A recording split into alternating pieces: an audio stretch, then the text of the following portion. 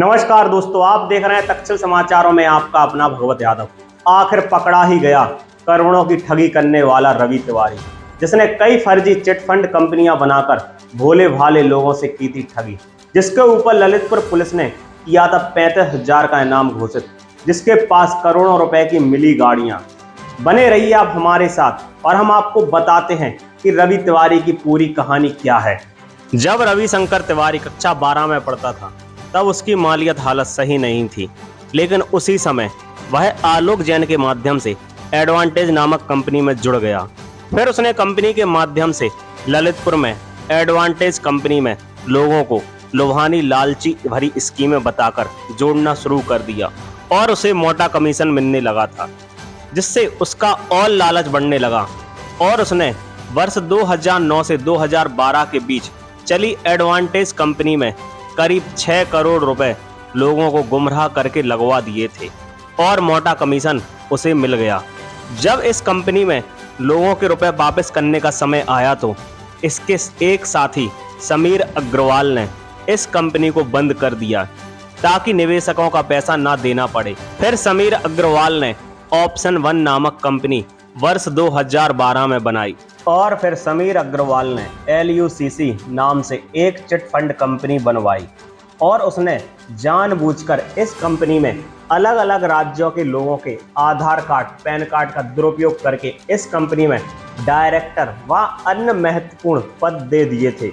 लेकिन पूरी कंपनी का संचालन समीर अग्रवाल एवं उसके मुंबई, इंदौर, लखनऊ व अन्य राज्यों एवं जिलों से जुड़े हुए लोगों के द्वारा किया जाता था, जिसमें रवि तिवारी, आलोक जैन एवं अन्य सभी साथी महंगे महंगे होटलों में सेमिनार का आयोजन करते थे।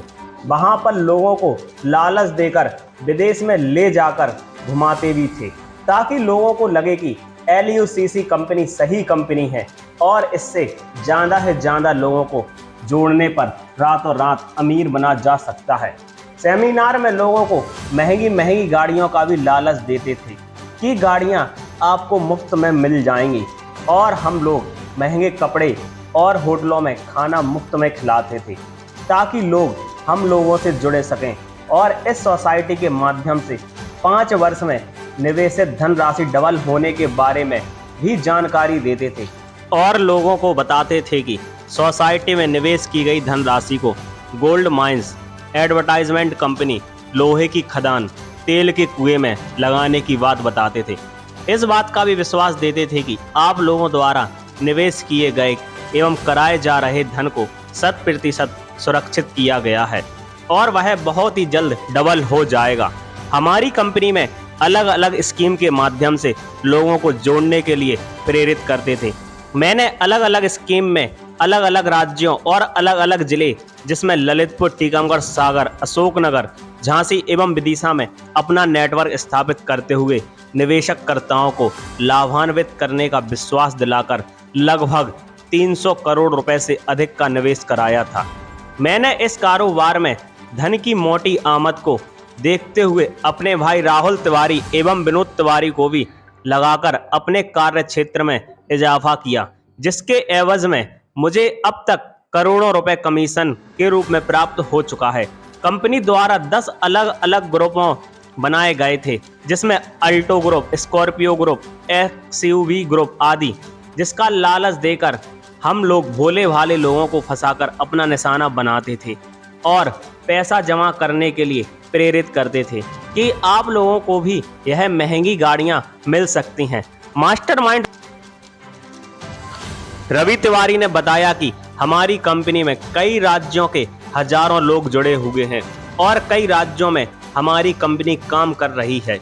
जब भी निवेशक पैसा मांगते हैं तो हम अपनी कंपनी का नाम और कार्यालय लगातार बदलते रहते हैं, जिससे पकड़े ना जाएं, और जब भी कोई शिकायत करता है तो उसका पैसा देकर हम आसानी से बच जाते हैं।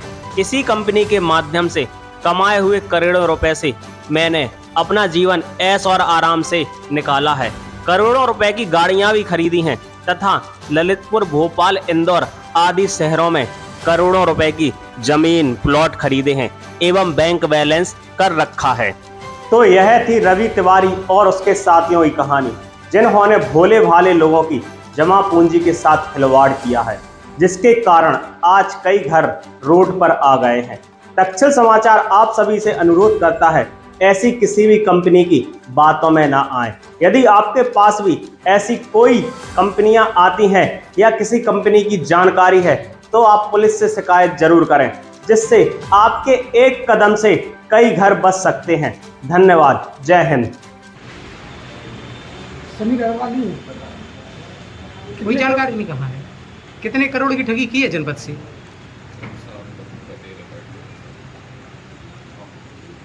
साहब तो देगी तो बाइक साहब